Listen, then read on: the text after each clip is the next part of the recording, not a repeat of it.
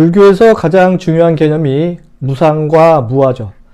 불교를 지탱하는 여러 개의 기둥 중에서 두 개의 큰 기둥이라 할까요? 유통무당인 제가 세계 여행을 하면서 전 세계 딱 두 군데에서 이렇게 무상과 무아를 느낀 장소가 있었습니다.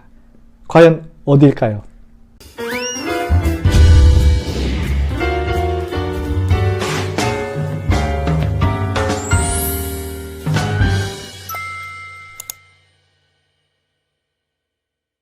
안녕하세요. 유통무당 김앤커머스 대표 김영호입니다. 오늘 부자 이야기 79번째 이야기는 세계 여행 중 무상과 무아를 느꼈던 두 곳 이야기입니다.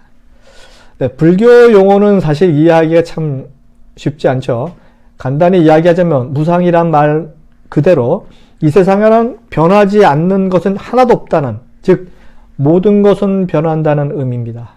무아란 말 그대로 해석하면 이 세상에는 내가 없다라는 뜻으로 만물에는 고정불변하는 실체로서의 나가 없다라는 뜻입니다.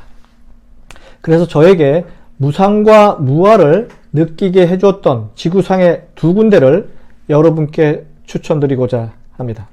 네, 첫 번째 장소는요, 터키 파묵갈레입니다. 파묵갈레 온천 수영장 클레오파트라 앤티크 풀입니다. 터키 파묵갈레에 있는 온천 수영장은 파묵갈레에 있는 계단식 노상 온천 장소의 유명세 때문에 세상에 많은 분들이 알고 있는 장소죠. 수천 년이 지났지만 그 시대에 같이 있었던 것 같은 착각이 오는 그런 장소입니다. 제가 파묵갈레에 도착한 시간이 오전 9시 정도 좀 이른 시간이었는데요.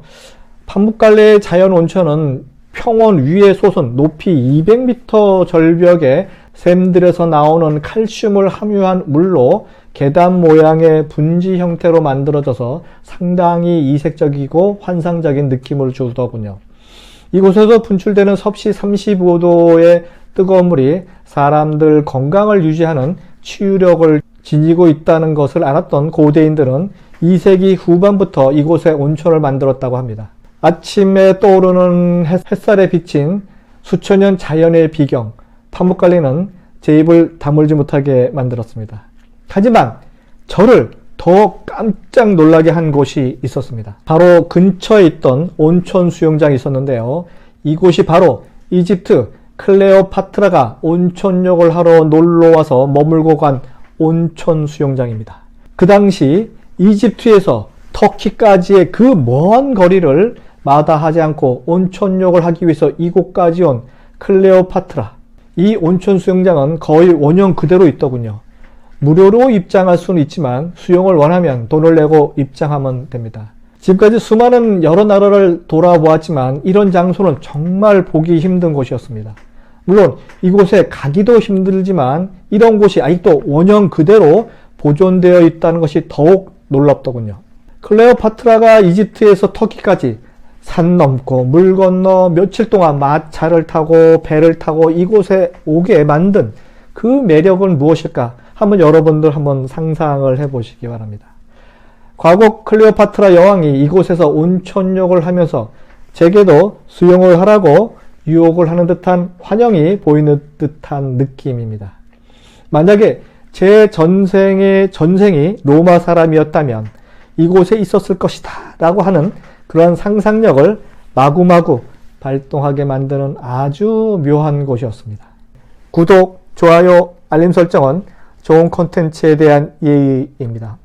두 번째 제가 무상무아를 느꼈던 곳은요, 프랑스 니스 비치입니다.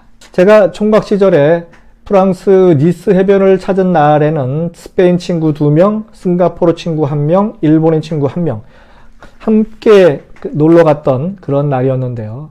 이 해변은 모래로 된 해변이 아니고요, 검은 자갈로 이루어진 페블 비치라고 하는 그런 해변인데요. 장렬하는 태양과 토플리스의 해변으로 아주 유명합니다. 하지만 제가 이곳을 추천하는 이유는 이 해변의 전반적인 분위기가 저로 하여금 무상무아를 느꼈기 때문입니다. 장렬하는 태양 아래에 누워있는 사람들, 긴 타올을 배에 깔고 누워서 책을 읽는 사람들, 물장구를 하는 청소년들을 보면서 저도 긴 타올에 누워 선글라스를 낀 채 태양을 바라봅니다. 너무도 센 태양빛 때문에 정신이 하나도 없어지는 혼미한 시간이 오기도 합니다.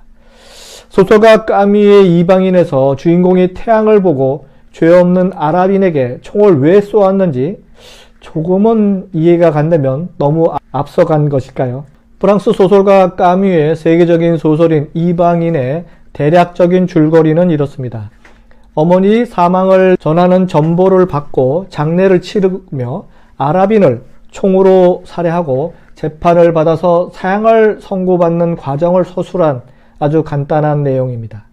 이 소설을 분석한 문학평론가들의 말을 빌리자면 까미의 부조리 사상이 시시포스 신화라는 철학적 에세이와 함께 제시된 소설이라고 평하는데요. 해석이 난해하다고 느끼게 됩니다. 사실 제가 이 소설을 고등학교 국어 시간에 배울 때는 이 대목이 뭔 소리인지 전혀 이해가 안 되고 몰랐는데요. 해당 소설의 배경이 되는 프랑스 남부 해안에 장렬하는 태양 밑에 누워 있으니 조금은 작가의 의도를 느꼈다고 해야 할까요? 그런데 이곳에서 정말 묘한 기분을 느낍니다. 해변에 사람들이 많긴 하지만 워낙 길고 넓은 해변이어서 그런지 복잡하진 않습니다.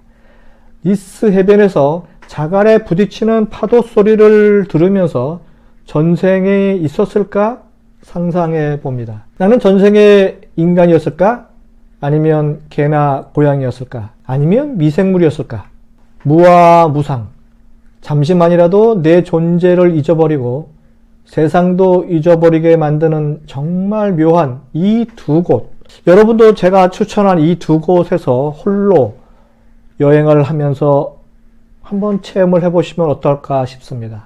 영겁의 시간에서 나란 존재와 여기라는 장소가 무슨 의미인지 말이죠.